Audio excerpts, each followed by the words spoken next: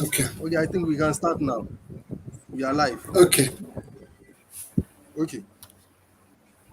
So let's start the show. Good evening, gentlemen. Good evening, sir. And good evening at West. Today we are going to discuss about what is happening in Ethiopia, the role of the OAU, and we are going to, I mean, have some analysis on what triggered the conflict in Ethiopia, the solution, the role the international community have to play, the role that the AU have to play. So joining me in this discussion, I have Mr. Kilanji from Namibia, then Mr. Chanda from Zambia, and with my guest having a lot of experience when it comes to African affairs, they are going to assist me as we do justice to this topic. Gentlemen, you are Thank you, sir. Good evening, sir. Thank you. Good evening. Thank you so much, Chief. Thank you so much for this wonderful discussion.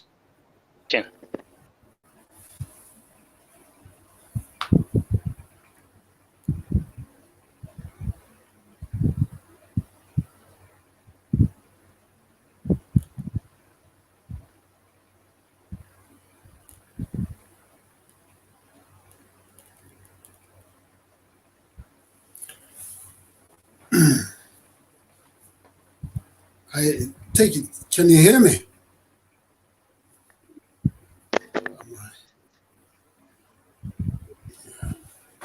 I can hear you. Can you hear me? Okay. Okay, I can hear you. Thanks ever so much. Our interviewer. Okay. Interviewer, it seems Is having some issues with the system, it seems. interviewer. Yeah, some internet. Yes, I can see. With the internet, I suspect.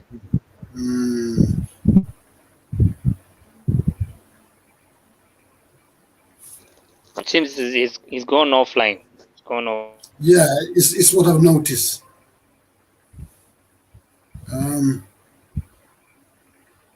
Let's find out what is the problem.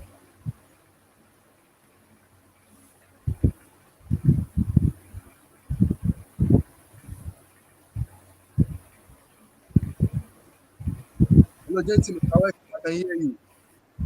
Yes, I can hear you. Yeah, you are welcome. We are live now. Like I introduced Okay. the topic. Today Yeah, thanks we are ever so going to much. discuss about Today we are going to discuss about the happening in Ethiopia. We all know the conference going on in Ethiopia currently, and as African experts, people, in experts in African affairs, we are going to do justice, and I would like you to bring your expertise on board so that we can analyze the situation and also find solution and also find out the role that the OAU is going to play in this matter. So without wasting much time, I think I will start with Mr. Kilanji. Mr. Kilanji. Yes, sir. Mr. Kilanji, you are welcome, sir. Thanks ever so much.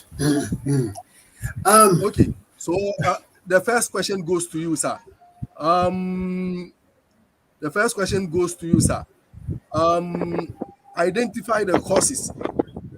Can you identify for us the causes of the problem in Ethiopia right now? What actually triggered the conflict going on in Ethiopia right now? Can you give us a little background history about the situation, sir? Okay, let me start off by saying Ethiopia is one of the states within Africa, and I use the word state because as a Pan-Africanist, we don't refer to, although yes, Africa has continents. We want to actually, come to the recognition that Africa is one people, one set of people. We are all Africans. So the situation of where the 1884 Berlin demarcation into European tribals domain has been the heart of our problem in terms of the situation that is confronting Africa. As you know, from a historical perspective, Ethiopia was never colonized by any of the imperialist forces. I should I use the word imperialist darkness forces, right? From Europe, because they have been our main mortal enemies. We Africa now, we do not have enemies with other races or other people, right? It's just the Europeans. Because of the nature of who they are, they have managed to conquer Africa, and the whole thing started back some 3,000 years ago. But in the last 500 years, it has been intense in terms of conquering our people and conquering our land. But Ethiopia, the situation, as I said, it was the only country within, only state within the African setting that was not colonized, and for this reason, right, it has been also the envy of Europeans to want to conquer Ethiopia. We saw the same thing in Afghanistan. They have tried many times and failed every time, So we will suspect that they will also fail again if they try with Ethiopia, because the whole world has been called to arms against the imperial forces. And we're talking the new biggest imperial forces on the continent is the United States of America. Now that is the chief protagonist. That is the chief enemy that we are having. Of course, the established Europeans, when the British, the French, them, are our mortal enemy. Make no mistake for what they've done to Africa and their behavior throughout the years. But the chief problem, a chief concern as to why there is a crisis at this moment rests with the situation of the dam. It was a colonialist what can I say? It was a colonialist intention that Africans should never be able to rule themselves, and the benefit of Africa's resources or anything to do with making money, the European expect to be at the control of this. Now, the situation of the dam that Ethiopia have made is a very powerful and a huge project that they financed themselves because they had applied to the International Monetary Fund and they were refused. So they actually call upon their people and friends them to assist them with the building of this dam. So they've actually built this dam that will supply electricity to all the surrounding countries, right? That are sharing the Nile. Now, the British had made some kind of spurious decision when it comes to the water situation, the Blue Nile and the whole Nile itself, right? The British, who used to be in charge of that area of Africa, when I say in charge, those thieves them actually stole that part and committed gross genocide. They had made decision that will prevent Ethiopia from having control of that dam situation in the future, and the waterway and the water situation, that the Ethiopian, for some reason, they were excluded from an agreement as to how the water should be used. So the Ethiopian, as you know, right, the most of the rainfall fall that side of Ethiopia, and they by nature's fault, they have the position to actually control the whole waterway going up to Egypt. And it's been a tactical and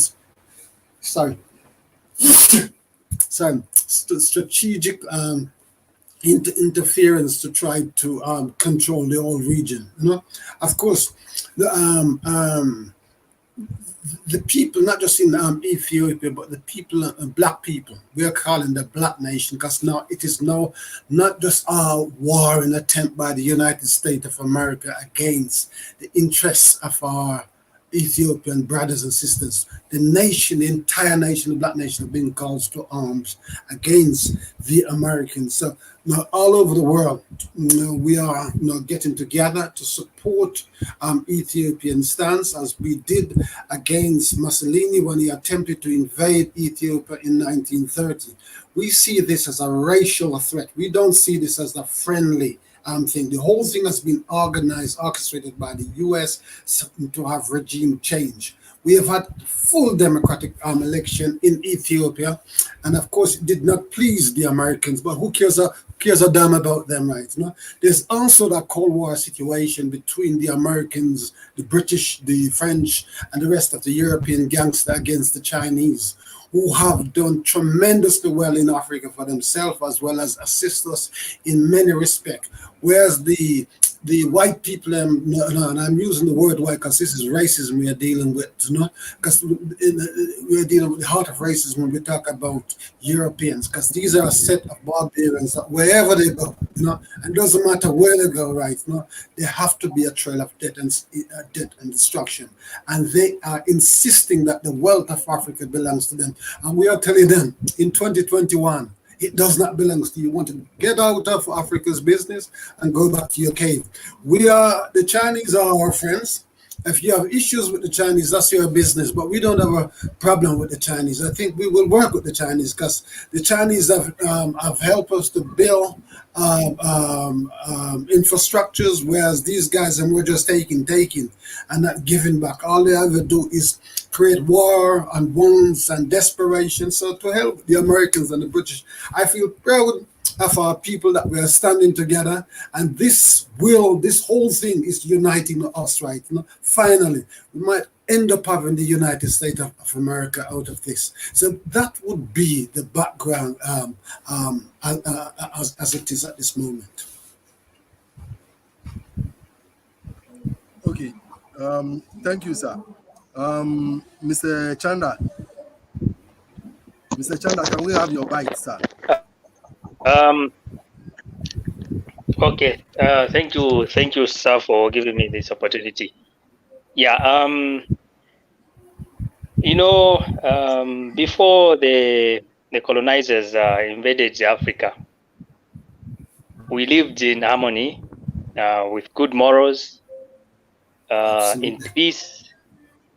Our way of life, our spirituality, it was all about Ubuntu, one Africa. The continent, as we call it, Africa, it was one without any borders. You can move from down south all the way up to the north. Our forefathers, our ancestors, used to freely trade amongst themselves. They used to do barter systems and those sort of activities. Not until the enemy invaded our land.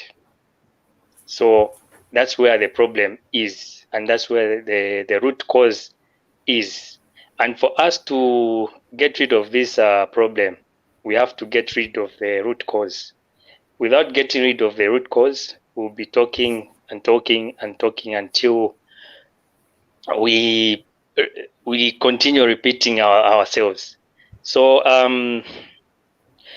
when you look at the situation right now, it might seem as though it's an ethnic civil war, so to say, but it's way beyond that. It's not about ethnicity, tribal civil war. No, it's beyond that. When you look at the two sides that are fighting, the Tigray group and the government, it's about power. And where does this power come from? It's because of the system we have adopted in Africa, which is very foreign to our land and to our way of life. So when we talk of politics, the politics that we've adopted in Africa, it's totally way rubbish, I would say. It does not help Africa to develop. It does not help Africa to unite, because the moment it came into Africa, it divided our land. It divided our culture. It divided our kingdoms. So the political system that we have right now in Africa, it's total rubbish. We need to get rid of that. Once we get rid of that, we need to start living as one. Africa is one continent. Subdividing Africa won't take us anywhere. As King Kilanji earlier on said, at initial the Berlin Conference, 1884, they sat down and looked at how do the Africans live. They saw that we were very united, and it was impossible for any force to come and attack a united Africa. So what did they do? They come in with their evil plans, start talking to individual kingdoms, so that they subdivide now whatever is in the continent, and they came up with what we are now calling countries, which is it's not acceptable to. I think our forefathers, if they were to come today, they would be very, very surprised to see what is happening right now, because we are a race that is divided. We have a race that has no direction, and we are a race that has forgotten where we come from. So in that in that context, I would say we need to get rid of the root cause. The root cause in Ethiopia, we all know the root cause. That is our major problem that we need to get rid of. I think I would end there as my background for today's discussion. Okay, thank you very much. Thank you very much. Thank you very much, Mr. Chanda. My next question will go to Mr. Chanda. What are the possible solutions to this conflict? What are the possible solutions? We have seen these two parties now engage in fierce battle. What are the solutions that you think is going to solve these particular problems once and for all? Okay, so when we look at what is happening between the two sides, the government and the Tigray side, like I earlier said, to our perspective right now, it seems as though it's more like an ethnicity conflict, but it's way beyond that. This is about power. One party wants to be above another, and the other one also wants to be above another. So when you look at the setup of what is causing all this, it all goes back to our political system in Africa. The way we've run away from how we could associate with each other in terms of leadership. It's totally different from the system that we have adopted, because the system we have adopted gives so much power to a certain individual. who is called a leader in this case. So you will find that in some instances, it's very easy for an enemy to come through the opposition forces to come through and bring confusion, as we are able to see the confusion in Ethiopia. So the solution here is we have AU Africa, AU in Africa, that is supposed to sit these two parties down. They need to sit them down, make sure they come to mutual understanding. Power is nothing when humanity is taken down. What is important is humanity first, then power comes second. So they have to sit them down. Hopefully our AU are up to something right now as we discuss this matter. Otherwise, our AU right now is not helping. I haven't seen anything that is coming from them, so I don't know what is happening with them. The chair should be in South Africa, if I'm not mistaken. The chair should be in South Africa. They need to organize a meeting for these two parties to come together, sit, talk. What are the issues that are causing the Tigray group to rise against the government? They hear from them, and they also hear from the government. What are their plans for the Tigray group? So they have to come into a more of an understanding, so that we bring this whole confusion into a more united Ethiopia. Ethiopia, as my colleague King Kilanji said, Ethiopia is the heart of Africa. Ethiopia has never been colonized in Africa. It's the only country that has never been colonized. And when Ethiopia is destabilized in Africa, then meaning it will be more like a ripple effect. This is looking as though it's a simple thing happening in Ethiopia, but it has very, very big effects on African continent. It may spread all the way to other countries. You know, we don't need again to have sub-countries coming out of whatever has been divided already. We don't need to have more division on our continent. What we should be fighting for right now is a united Africa.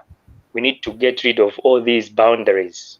We need to go back to our roots of Ubuntu as one Africa, the children of the sun, the original, the untouchable. So the solution is AU. AU must play its role. AU has been sleeping for over years and years and years. They do nothing. I don't know. When you look at what's happening in Africa, AU has been very quiet, very mute. It's as good as dissolving it. It's non-existent. So that is the solution. We don't need external. I would say, in a house, when you have problems, you need to sort them out within your house. You don't need external forces to come in. So we don't need anyone from outside to come and sort out our problems.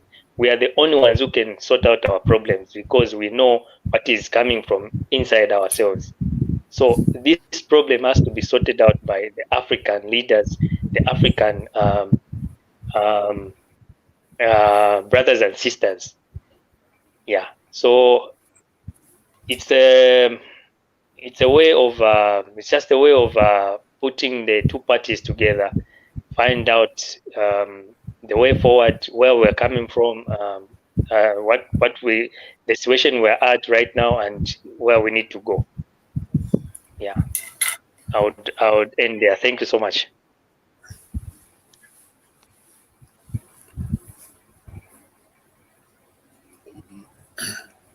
Thank you very much, my brother. Mr. Kilanji. Yes, sir. Hello, Mr. Kilanji. My question. I can hear you. We have seen Prime Minister Ahmed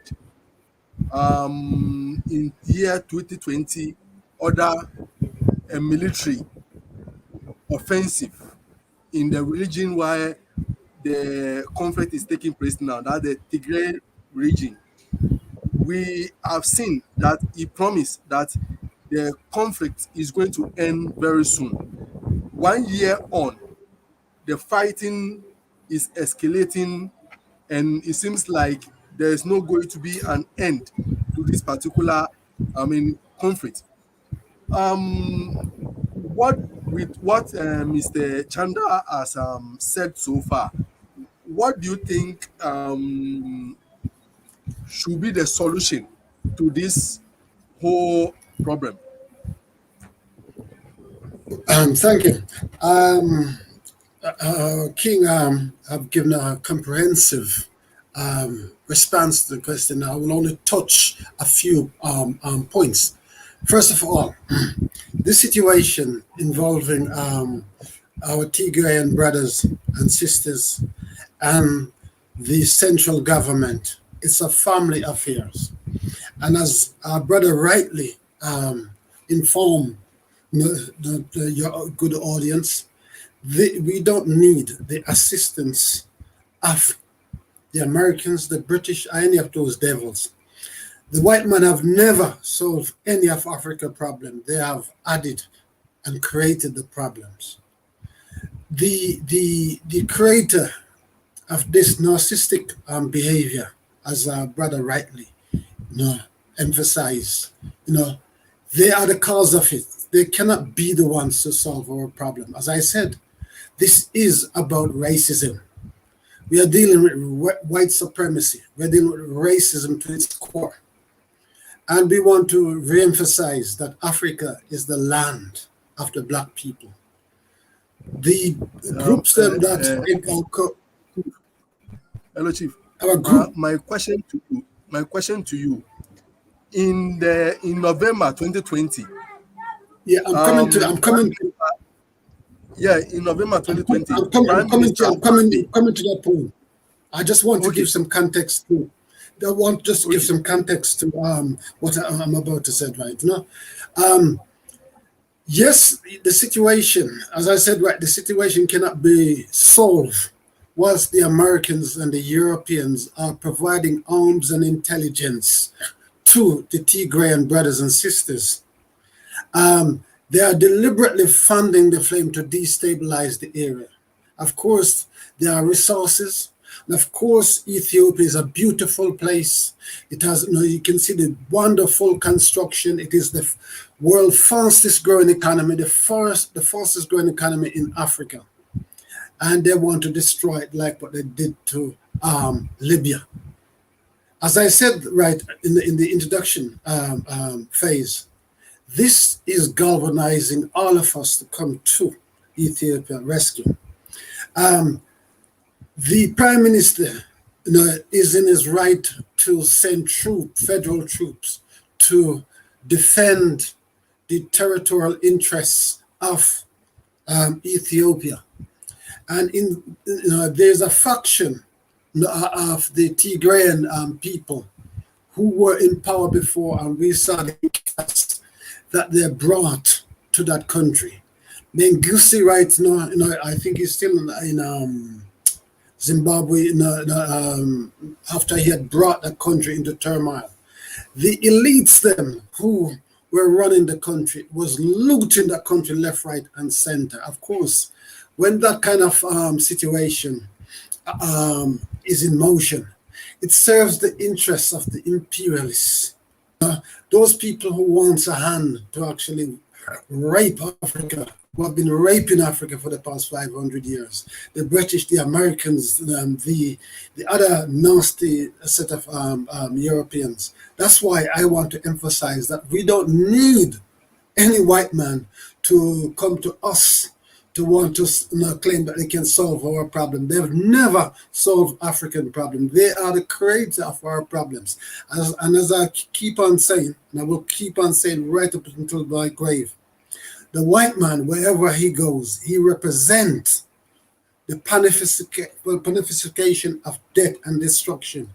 He cannot help himself. So, and the fact that we know that he cannot help himself, and that death and destruction, wherever he goes, must follow. No one on this planet have ever been able to live with this beast. So we don't want him here in Africa, And this is helping us, right? The way he's pushing us, right? We might turn around and push him out. So the solution right now will be the United States of Africa.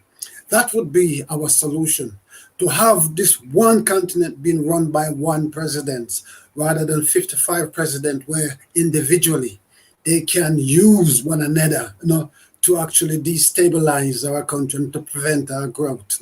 We know the politics of the Americans, the CIA, look in Central America, what they've been doing, North America, So we know these are not good people to have. These are not good bedfellow.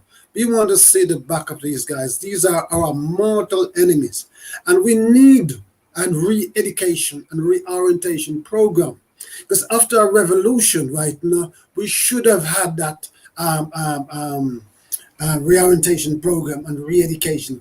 But our leaders did not embark upon that. What they did is to continue with this traumatic mindset, and that is they were trained and trained and conditioned to be devils like those Europeans. And I'm saying this straight up because I've reached a point in my life, I don't care a damn about white people anymore because they've never cared about us. I have no problem for them coexisting with them so long they can behave themselves. But in our case as African, they have not been behaving themselves. So we know that we cannot live together, and this is our continent. We rather that the whole lot of them get out from amongst us, because that will also be a solution. Because if they're coming into our politics and want to dominate and want to set families against one another, this is unacceptable. We are not going to sit around and accept it. So we hope that the African Union, with its mandate, and thanks to Gaddafi, that organized the Organization of African Unity into the AU, where situation like what took place in Rwanda, where usually these old guys, them, in these European states, did not want to interfere in their brothers and sisters' affair, based upon this Eurocentric, devilish mindset that you cannot intervene into the territorial base of another country. What territory? This whole Africa belongs to the black man. Africans who look like me and you, right? So we are a family, and as our brother enunciated, that we don't need the West. The West is the problem, and they cannot help. There's no way they can help, right? We cannot trust them. They are not people that we should vest any trust in whatsoever. The answer for any resolution lie within us. We can deal with it. It's an insult, an affront to what they call democracy, that the Americans and the Europeans them want to have it, that the prime minister was not democratically elected when he was. We know that, and the African Union have said it, that the election was fair and just. That's all we need to know. We don't care a damn about what Washington or Paris or any of those devils want to say. The fact of the matter is that this is a family affair, and if American or any white people then bounce into it, we could have a race war. White people are all over here in Africa, in the Caribbean. We are not going to sit down and take this attack upon Ethiopia lightly. Rest assured, we've had enough. This is our time, you know. Now we can build weapons of mass destruction to destroy them, and we will have to do it if it comes to this. This will be a solution to actually keeping the white man in check, because the white man is the problem, right? You know? And we don't have a problem with the Chinese. We don't have a problem with anybody else. But the Western white devils, them, you know, whether they call themselves Americans, they come from the same family.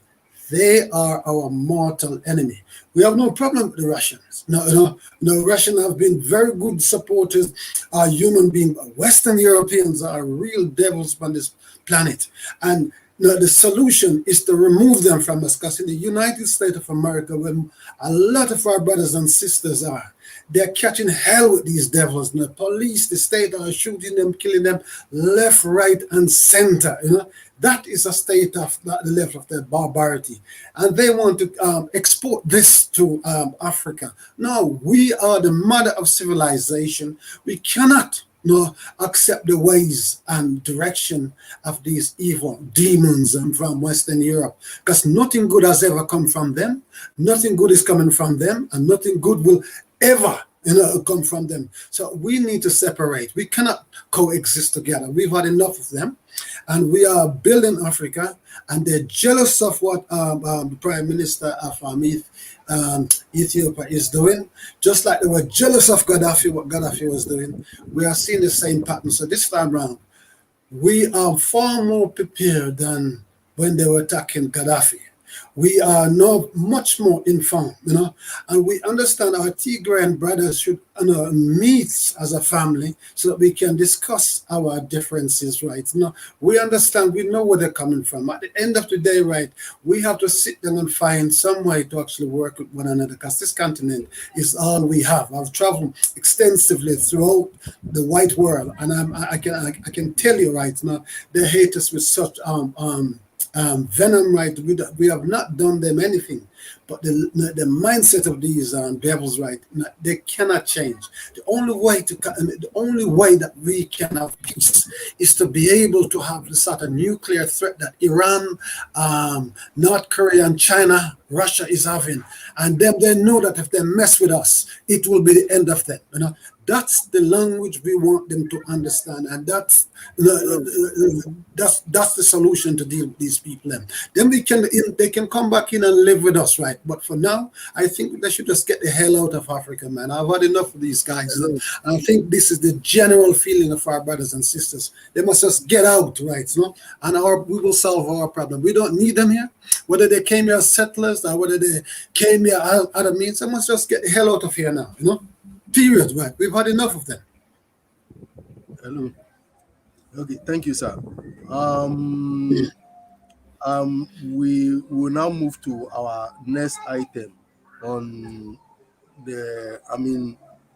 for discussion. What has actually, that question goes to Mr. Chanda. That question goes to Mr. Chanda. Mr. Chanda, what has the African Union really been able to, as the African Union, hello, Mr. Chanda, has the African Union really been able to I'm getting you. To expectation? Yes, has the African Union really been able to live up to expectation in the faces of these challenges?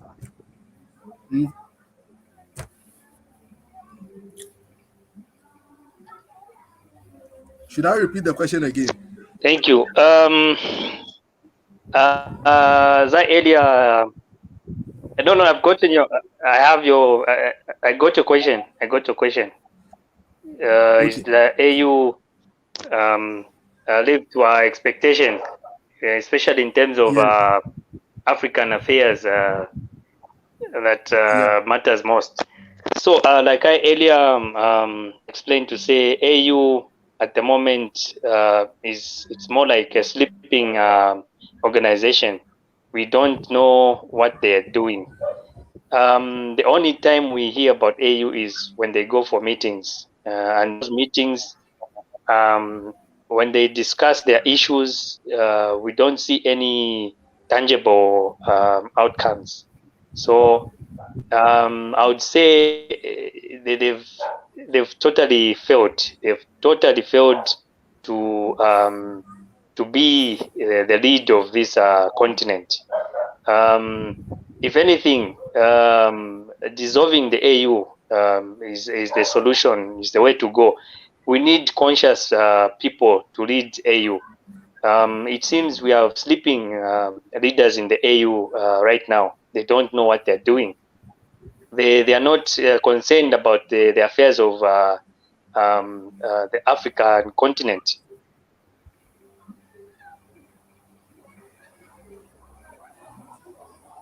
Okay. So do you think? Let me interject there, sir. Hello? Hello? Can you hear me? Yeah. You can go ahead. Go ahead, Yeah, sir. let me interject there. The African Union, unfortunately, it's the body that we have. And it's the body that came out of the 1963 gathering of African leaders. It is the legitimate body that have a mandate to work for the common interests of all Africans.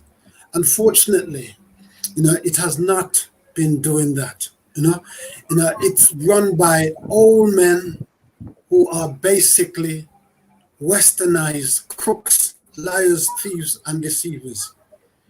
They have done the continent an injustice by allowing and harboring our enemies. We've had, since independence, we've had over two-thirds majority in all of the parliaments within the African state. And these old guys have basically what they've done is the exploiters and oppressionists, right, that were oppressing us in these European construct states. These old guys have got into the seat of those guys, and they're doing the same oppression. When Gaddafi was alive, Gaddafi was basically financing the AU. Unfortunately, since the death of Gaddafi, the AU financing is coming from the European Union and the Americans, those, devil. Once you take money from the devil, right, then you expect to sing to their tune, And this is what the elderly leaders have been doing. They have been singing to the tune of their masters in Washington, France, Paris, and they have not run into a conflict with us, the people of Africa, and the descendant, because we are angry with them now, but we still recognize them, because they are the legitimate body, right now, not the United Nations, not the and anybody outside. AU is still the authoritative organ, and they must step up to their mandate. We the people, we will still respect them, although what they've been doing, right, they have not been doing justice to the continent. They are as much problem to us as the former oppressors are, right? This is a statement of fact. It is really a sad state of being that we have these people that are supposed to be leaders. Let us be clear, they are not leaders, they are rulers, because the level of wealth that they've ill-gotten wealth that they've extracted amongst themselves, which can feed the entire nation and get rid of poverty. These 55 leaders are the ones that are raping and plundering Africa. So they're watching one another's back. So they're not in position of power for the general well-being of the ordinary Africans. We're having a situation of us versus them. They have developed this so-called state mechanism where the state have far too much power that they feel they can abuse the vast majority of our people. They can award themselves all kind of salaries over and above and do nothing to justify their position. That is why the United States of Africa is needed. Now, there is a campaign going on, right? It's called by the the Pan-African Action Front, and they are looking at getting rid of the Americans and getting rid of the British and the French from the DRC area completely, because that is a very wealthy area which they've been exploiting, and that they've been causing war and causing factions in that particular area. So the young people and people of African descent are saying, no, enough, we've had enough, they must go, we want them out of, no, we're starting them first, and if the others then can behave themselves, we have no problem for them to actually stay. But the fact, when they started to misbehave like the Americans, the French, and the British, they must go. We don't need them in that area. You know, we don't need them. In fact, we don't need them anyway in Africa. They seem to need us more than we need them. But the fact of the matter is that they're preparing to create destabilization in our elected government. And we are saying, no, we're not going to have it. No? We will fight you anyway. We'll fight you in England. We'll fight you in the United States of America. We'll fight you in Australia, wherever the black man is. They come to support the Ethiopian concern. You know, it's a ripple effect that we will not sit by and watch the Americans or the white man turn this country like what they did to Libya. We are still reeling from the hurt, especially us who were born in the diaspora. We know the behavior and the mindset of white supremacy. We understand it more than our brothers and sisters, maybe because we had the slavery thing, right? You know? So we are ready to fight. We have military people that are serving their armed forces, and you know, if it comes to that, every black man know what is at heart, right? You know, this is not a war that the white people should go in lightly, because if you know the black people in the United States Armed Force, the British or the French, they know their responsibility, that this is a race war, and they know what they have to do, you know. And just like the Muslims know what to do, you know, when it comes to protecting their religious interests, we also know what to do, right? And we will take them on wherever we are, you know. Okay. Now we have 15 minutes more to go. You have seen the approach of the African Union in the past, especially we have seen coup d'etat in Guinea recently. We saw some in Mali. What do you think? What do you think the African Union should do in the face of all these challenges, so that at least they will uphold the African nations together to themselves, that they will have certain minimum of influence on the continent of Africa? Well, the African Union, you know, has lost credibility amongst the people. You know, that is for sure. That is why they're so silent. They don't know what to say, because they don't want to upset their master. But I don't think we are looking forward to entertaining 55 African leaders. I think we are coming into a state of consciousness where the people will have to decide, either take power, drive them out, and have one Africa. I do not condemn any of those coups that are taking place, because what we have to ask ourselves, how good was the leadership or the rulership in that place? Was it for the general good of the people? And you will find in most cases the answer is no. It's just to protect the status quo. We're not interested in protecting the status quo. We want an Africa for Africans that we can grow and develop and enjoy Africa as we should, and enjoy the rest of the world, and to actually get back at the helm of humanity and restore humanity. We cannot continue with this Eurocentric mindset, because it is death and destruction, just like the giver of it, right? So we need to actually get the African Union out of the way and create a new parliament. If those old guys them don't want to go, we can say, okay, you can have Addis Ababa for now, right, as your parliament. But in the DRC, you know, we will build our own parliament where we can have one parliament, one president for the rest of Africa. Because obviously these old guys, they're not prepared to go. And the West is preparing to actually support them against us, the people, the majority of the people. And we know which side these guys are going to go on. They're not going to be going on our side, the people, but to protect their interests, just like the white man's so-called interests. But in the end, our people will triumph. Some of us will have to die, you know. But that is what revolution is about, you know, to actually, you know, get rid of the problem and restart again. And it's as simple as that, you know. That is where we need to be heading. Okay. Now to you, Mr. Chanda.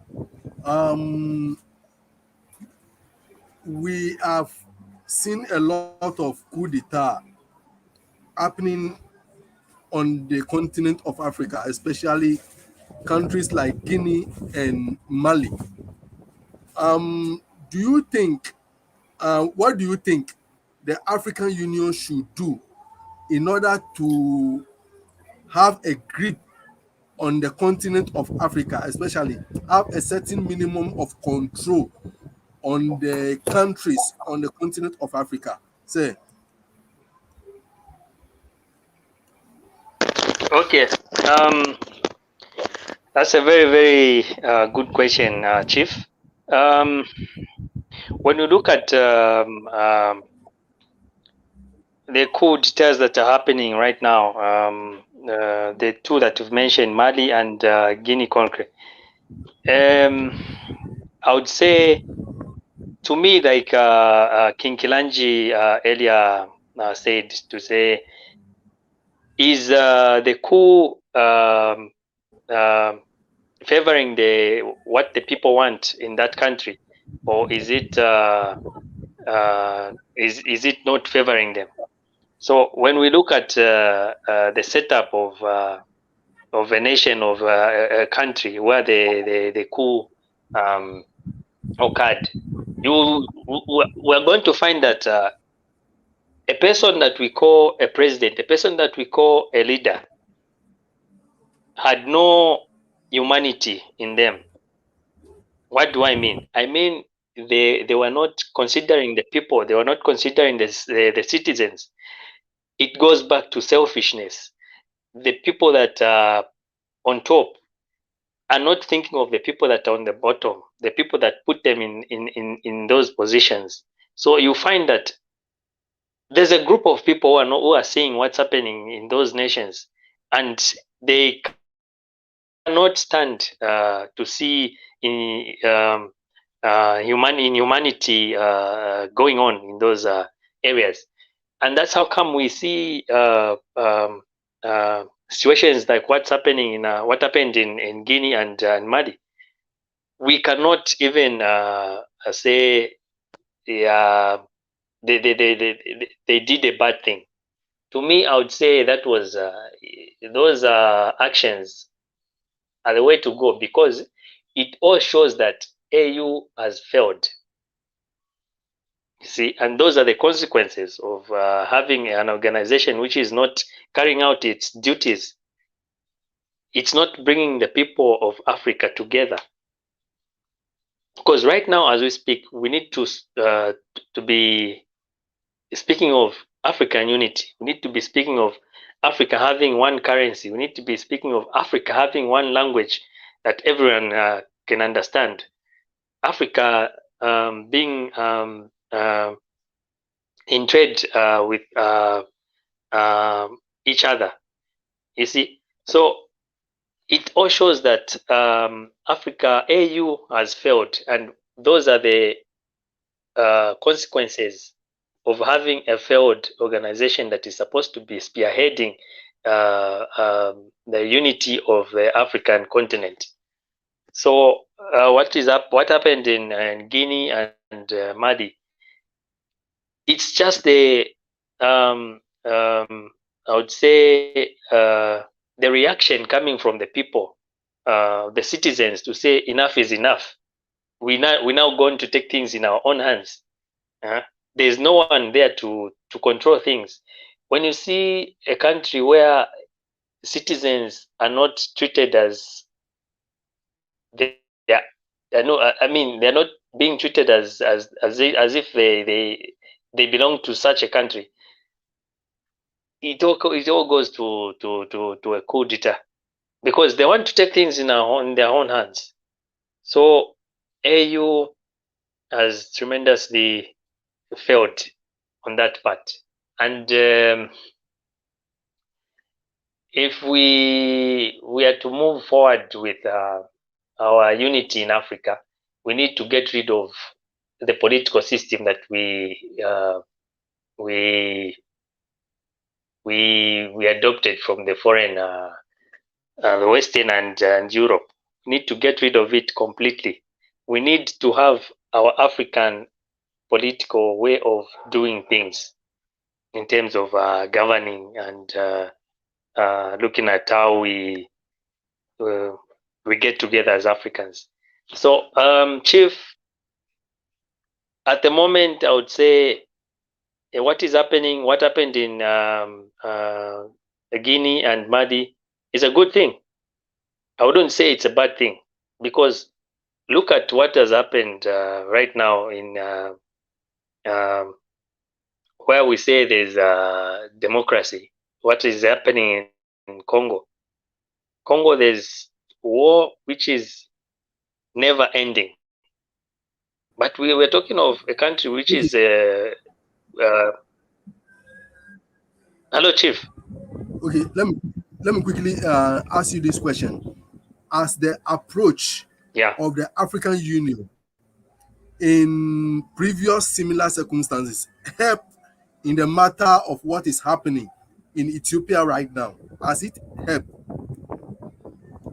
Or has it helped in any other circumstances across the continent? The approach of the African Union in the issue in Guinea, the coup d'etat in Guinea, the coup d'etat in Mali, the approach of the African Union, has it helped in the Ethiopian situation right now? Has it really helped in some way?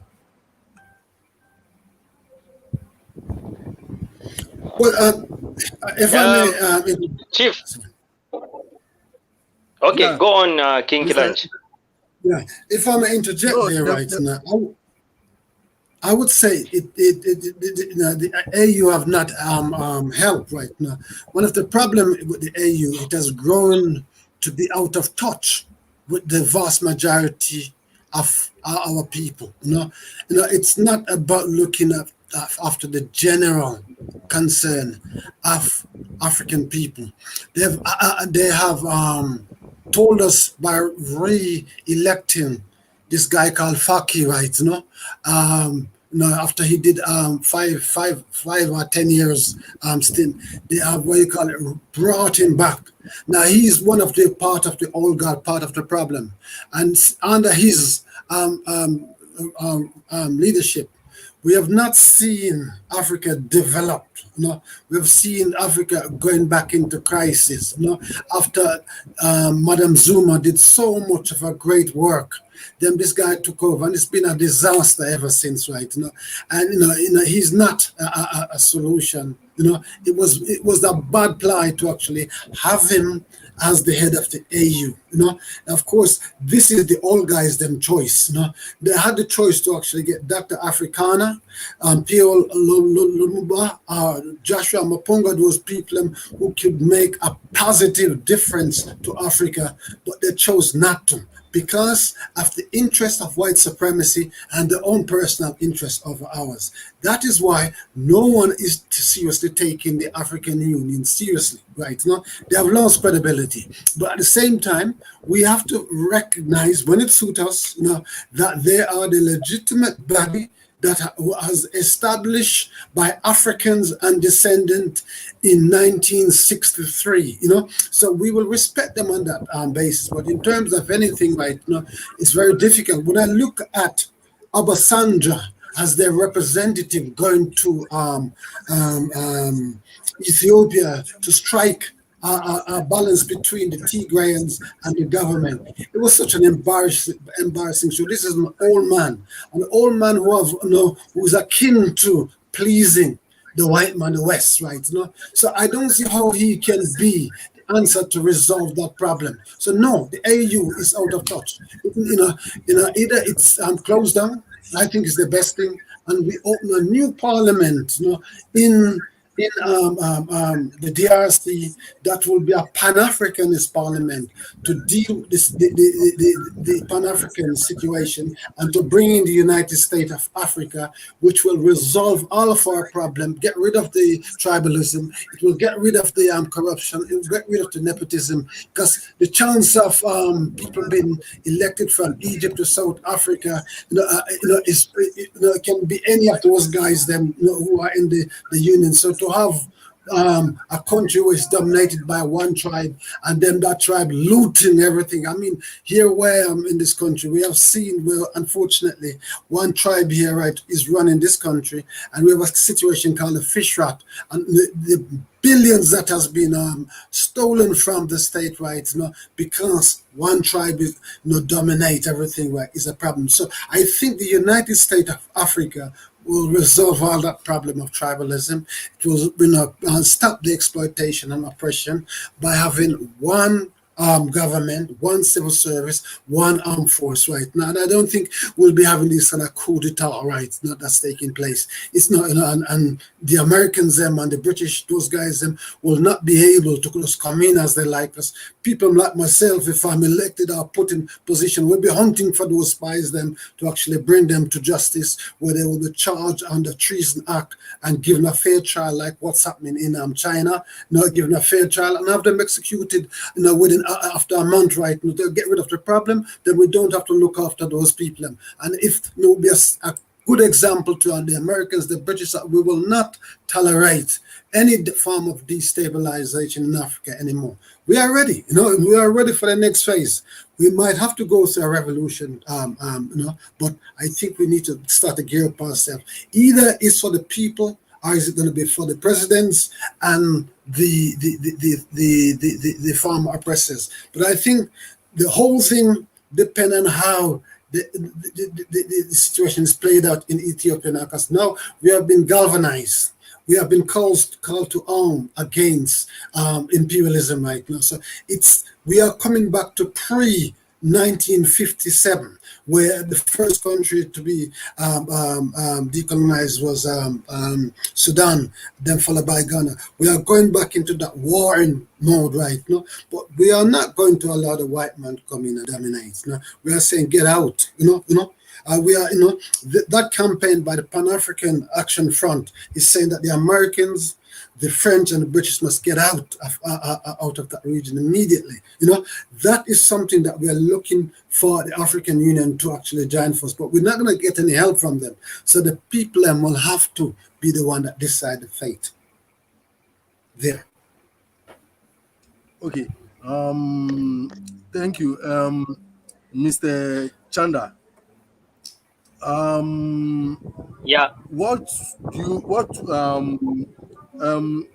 should be the role of the African Union in tackling election and post-election challenges? Because we have seen that most of these conflicts are as a result of elections. So what do you think what role should the African Union play in election and post-election challenges? Okay. Thank you for the question. Yeah. So when we look at our African setup, I'll go back. I'll take us back to before we were colonized. Earlier on in my preamble. You have 5 minutes, sir.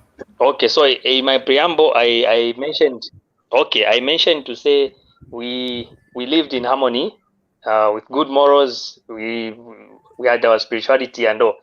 So relationship of an African brother and sister, it all depends on what system are we giving them.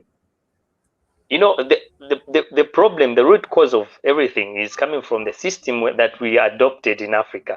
We are right now we are using a very wrong system, and this is the system that is sitting on the AU.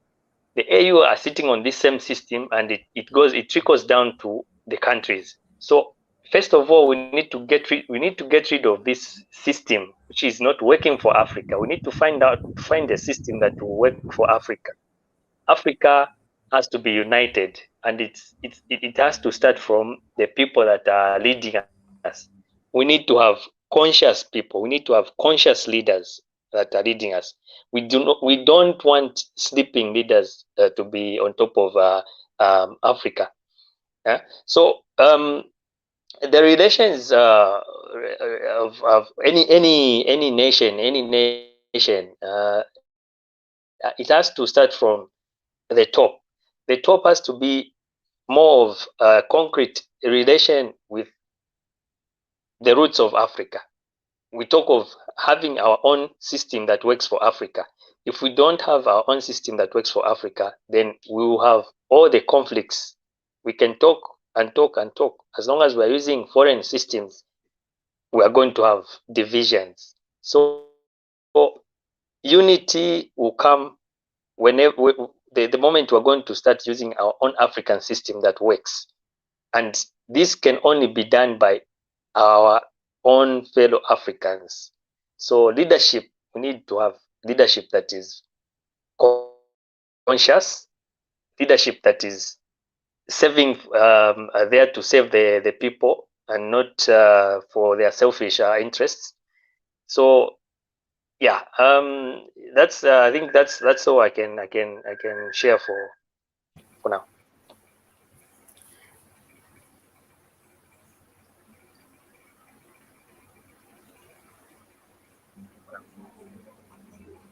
Okay, Mr. Kilanji, Yes, sir. your bite, yeah, your bite on the question I just asked Mr. Chanda.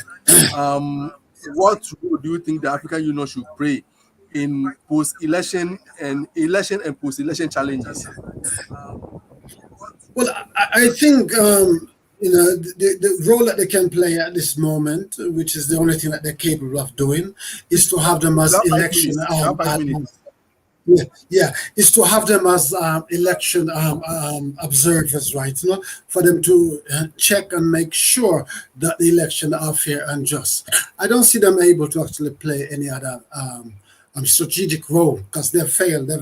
They cannot do the bidding of the people because the interest is not the collective interest of the people. It's more about themselves and the interests of their predecessors. So they have proven themselves. So the people have seen them. They are now naked. Their garment have been lifted up and they've been exposed. We now can now fully come to the conclusion that, with the exception of Kagame, people like Thomas Sankara, President Idi Amin of Uganda, and Magufuli, we can safely say those people were leaders. They were actually in position of power for the common interest of the Africans. But whereas the others, then, on broad term, we have to say they've never been in position of power to serve the collective interests of Africa and its general populace. So we know and we can definitively say that their days have expired. We need a revolution that will transform Africa, have one parliament, have what, as my brother enunciated, one currency, just oneness. We don't need these 55 presidents, because it's a curse on us, it's a curse on Africa. They've never been able to bring salvation to Africa. The exception of Kagame, who was doing very well. The rest, we have to call it a day. They're doing us a disservice, and it's late in the day now. I don't see that there's no justification to continue with this system and to continue with these elderly leaders, because they have now become an embarrassment as well as a spectacle to both progress and to both examples. There are such bad examples that we cannot don't expect our young people to emulate them, right? It's an embarrassment. We don't want our young people to become thieves, liars, and deceivers to the nation, And we just have to move away from them. They must just pack up and just go home. Let the United States of Africa come forth. Malema is ready. Pierre Lumumba is ready. Dr. Africana, the great female wanderer, is ready, right? Now, of course, I would love to see a woman as the first leader of Africa. The one that took over after Magufuli is a bad example, but I think the like of Dr. Africana would be good. I don't really like to see too many African men coming forth, with the exception of Malema, Pierre Lumumba, Joshua Mapunga, because the others, the energy have been very poor. They have done us a disservice, right? They have not been balanced. We cannot trust the African men them that much. We must put trust in the African women, give them a chance to prove themselves, right? And I think Dr. Africana would be one of the best leader for the first 5 years of this transformation to democracy. Put her, and then let she pick her team, right, to run the United States of Africa. But we can't go on with this African Union. It does not work. And for us people of African descent from the Caribbean and North America and other parts, we're also fed up of these old guys then, because they have been standing in the way and preventing us from coming home and playing our role. Now we are saying we want to come home and do our part, play our part, and no, we should not be subject to visa restriction, which is what the white people are more about, and it's what these new thieves, liars, and deceivers have taken on that same mindset, and they've not helped us and advance Africa unity. They are our biggest problem, and we need to end that relationship with them because they do not fit the purpose, now serve the purpose of the time. It's as simple as that. I cannot be kind to them because they've done no kindness that I should feel generous to any of them, with the exception, of course, in this time, Magufuli, who have done a lot of work, and Kagame, and of course, Gaddafi done a tremendous amount, but the rest are just neo-colonialists. They're not there for our common interest. Just check their bank account. Just check the offshore bank account, and we'll see the money, right? We'll see who these jokers have been, right? They're not there for us. It's time for them to go. And we need the African Union can be the place for monitoring elections, the local election we will call, rather than having state, we call them local election. They can have a purpose, not the old guys. We have to retire the old guys, and of course, and confiscate their wealth, because their wealth is ill-gotten wealth. They've never really worked for what they've got. So of course that become state wealth, right? And of course whatever the British or the Americans have, just nationalize it, make it become our, well, we just pass along, because we're in the majority. If we have 2/3 majority, we, just like when they came, they passed law to take dispossess of our land, dispossess of our right. We can do the same and just tell them to go back to Europe if they don't like it here, right? You don't have to stay. You're not indigenous to here, right? You came as conquerors, thieves, and liars, and mass murderers. Just go. We've tolerated you this long, but now you want to actually disturb the family. Just go. I think we can peacefully say that. There's other people who want to actually trade with us. We don't need to trade with the white man. He needs us more than we need him. And it's time that we get that into perspective. That he knows that his time has long expired, right? We can trade with the Chinese, we can work with them, because they're not planning to destabilize our countries, our states, whereas the white man, that's what they've been about, and oppressing us, creating diseases of all kind to actually destroy us and destroy Mother Earth. COP 26, look at the problem they've caused the world. Diseases. We want to see the back of them, right? There is no joy for any of them to stay here in Africa. So the sooner they can leave, just go, right? Because we never invited them here in the first place, right? And we are not inviting them to actually come with interest. So they must just go,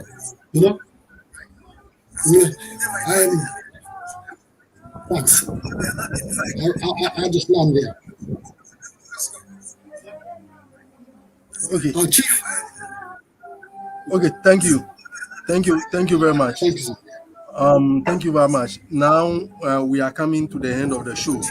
Um, I will give each of you 3 minutes to run up of all the discussions. I mean, put the give us summary of what we have just discussed. So I will start with Mr. Kilanji. You have 2 minutes to give us summary of everything, and also send some advice towards the to the African, send some advice to the African leadership, how they should really up their game towards all these challenges that are facing us. Because seriously, we need to make progress on the continent. Seriously, we need to start heading towards development. And if you look, all these things that are happening, they are not helping us in terms of development. So you have 2 minutes to give us summary of what we have discussed so far, and also you have 1 minute at least to send some advice towards the African leadership. Thank you very much. You can go ahead. Okay, thank you. We have discussed that the situation in Ethiopia, is a result of the creation of the dam and how the dam is to be run. It was financed by the Ethiopian people, but the Americans object to the Ethiopian having the dam under their control. So not only that, the white men have this propensity that when it comes to wealth, that he should be the one in charge of wealth and we be their slave. We are saying no to that. We are not going to tolerate that. And the situation between Tigrayan brothers, where they're using them to fight the democratic elected government, is unacceptable, and we are not going to tolerate it. We will see this as a race war, and being as a race war, then all of us, wherever we are on the planet, should stand alert, ready to fight the next white man next to us, right? It's as simple as that, right? We have moved on from that colonial day, right? We are no longer tolerant of the injustice which the white man wants to come and impose upon us. We have recognized that the AU have been under tremendous sleeping sickness, that they cannot come out of it because of the kind of rulership. It does not have leadership. Since Madam Zuma left the AU, we have not had the kind of quality leadership that was intended for Africa. We have the situation of wanting to preserve the wealth and power structure of the old men. The old men have gone well past their sell-by date. They are no longer applicable to this modern era. So they need to actually hand over power and go.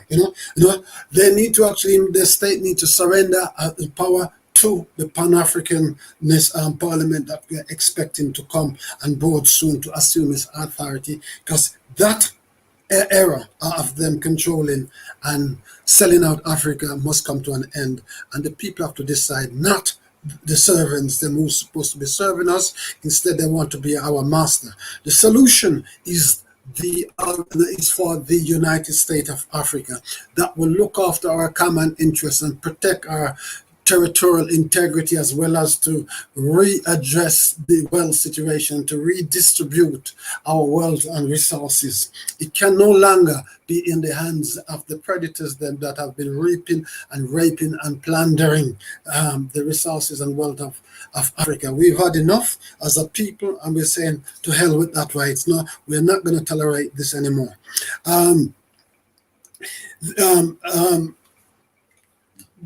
I believe we have reached a good time to actually make this revolutionary change. It's come about out of necessity, as well as it has come about as a result of the raising of our consciousness that the white man does not represent progress in terms of humanity? Does it have humanity interest? We have come to a point that the white world, because of their might and wrong, is now seen as right. We cannot live like that. We cannot maintain civilization and the basis of lie, theft, and deception, which is what the white man is about, and the black middle class, which is the one in control of Africa, throughout Africa, wherever you go. They must come under the scrutiny, and that if they so-called have an education or the common interest, that they need to be put on notice that we are not going to tolerate the divisive behavior and the continuation of white supremacy to be taught in our school and to be adhered to white supremacy standard. We have, that is a family matter that we have to deal with our bourgeoisie class. Might be we have to reset them, like how the French Revolution did to them, because if they are a problem to the entire... You have some seconds to run up, sir. Then we will have to actually ask the leaders to step aside and give over power to people who are interested in leadership. I'll end there. Thank you. Okay, thank you. Mr. Chanda, can I have your bite, sir? Okay, thank you so much. Unity is freedom. Unity is freedom. And freedom is having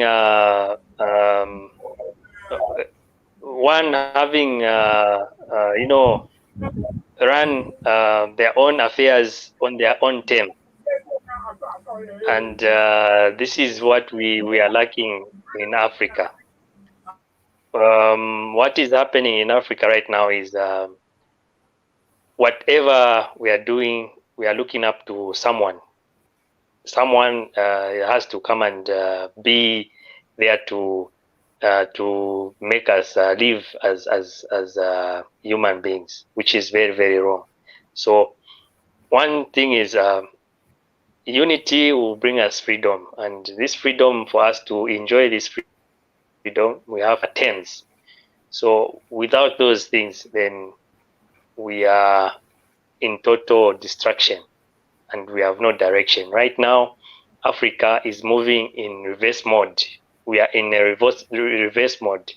When you look at the continent overall, there's no development. There's only destruction. So what is happening in Ethiopia is just a tip of an iceberg of what is happening in the whole continent.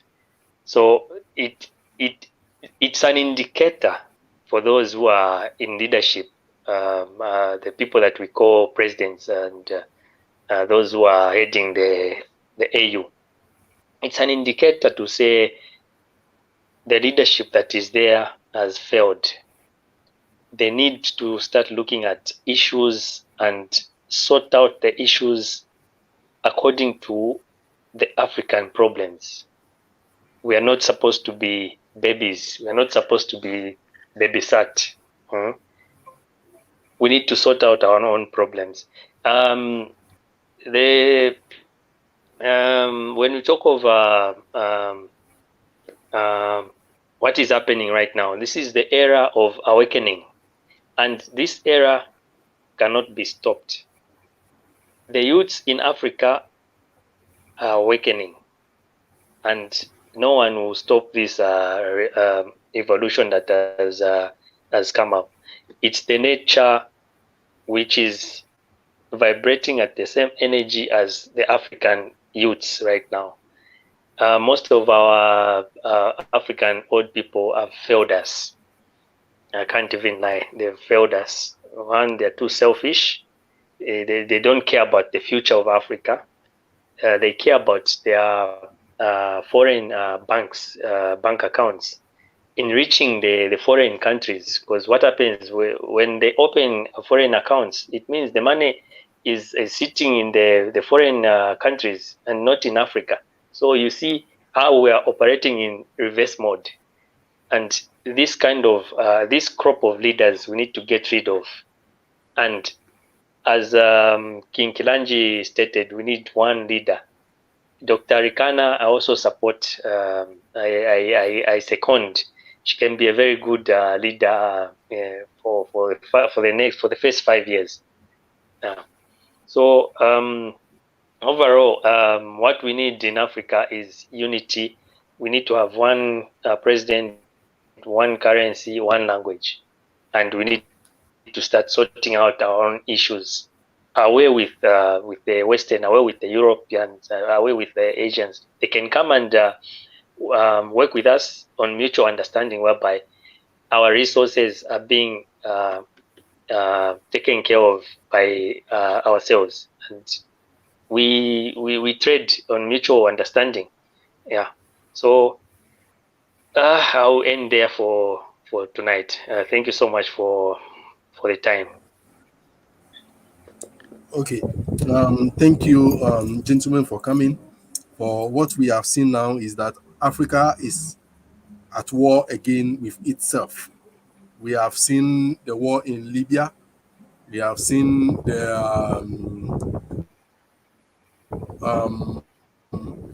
Arab Spring. We have witnessed the war, currently the coup d'etat, the political unrest in Sudan. We have seen the political unrest in Guinea Chronicle. We have seen the political unrest in Mali. Currently, we are witnessing the political unrest in Ethiopia. With all this, we can see that this actually will not help Africa achieve our long-standing dream of achieving unity. Because if countries will be desiring to, separate themselves from each other, or a particular region will decide, okay, let me separate myself from the main country, from the mother country, where are we heading to? And also, we have seen what is happening currently in Nigeria, the Biafran people trying to separate themselves from Nigeria, and all those kind of unrest where we are witnessed in the past, where and Sudan has been now divided into two. We have Sudan and South Sudan, and a lot of things that are happening in Africa. We need to sit up as Africans. We need to look forward and see ourselves in things that will really improve us, rather than things that will draw us backward. We are already, far ahead of time. We are already far behind time. We are not achieving development. Our people are suffering. There is anger all over the place. We are having political leaders who don't care. We are having an African Union political organization on the continent that is just sitting down there doing nothing. We are having sub-regional organizations that are not doing anything at all. They are really, they are really milking the continent of the resources, sharing the resources with their white counterpart, with their masters in Europe. They are selling our gold, our oil. They are selling our cocoa to the West for peanuts. Some of them even go and borrow money from them, that they are coming to develop Africa. Then you find the money in their bank account in foreign land and all sorts of things. Really, Africa is suffering. Africa is going backward. Africa is not making any progress. And as Africans, we need to come together, sit up, and devise a solution to all these problems, that in the future, we are going to have a one Africa, one nation, one flag, one president, one parliament, one economic bargaining power that will help us to bargain with the West, so that we can achieve whatever we desire to achieve, whatever our forefathers, like the Dr. Kwame Nkrumah, the Sekou Toure's, the Julius Nyerere, and the Mugabe's, what they started. We need to continue from there and also make progress. As they fail to make it, we have to make progress and achieve it to the glory of our forefathers. Thank you, gentlemen, for coming. On this note, we have to end this show. Thank you, gentlemen, for coming. Thank you. Thank you for having us. Thank you. Thank you so much. Okay, thank you. Okay. Okay, thank you.